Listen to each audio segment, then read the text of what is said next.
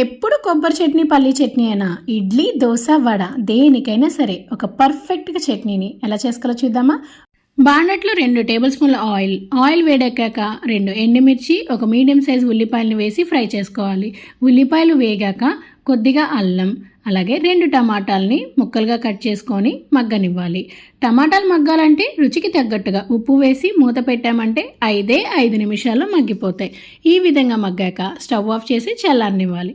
చల్లారాక మిక్సర్ జార్లోకి మార్చేసుకొని మెత్తటి పేస్ట్ లాగా చేసుకున్నామంటే చట్నీ అనేది ఆల్మోస్ట్ రెడీ అయినట్లే.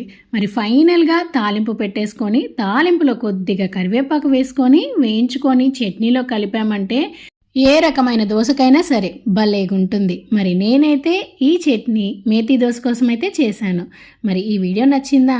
నా ఛానల్ని సబ్స్క్రైబ్ చేసి సపోర్ట్ చేయండి. అలాగే మీకు తెలిసిన వాళ్ళకు కూడా షేర్ చేయండి.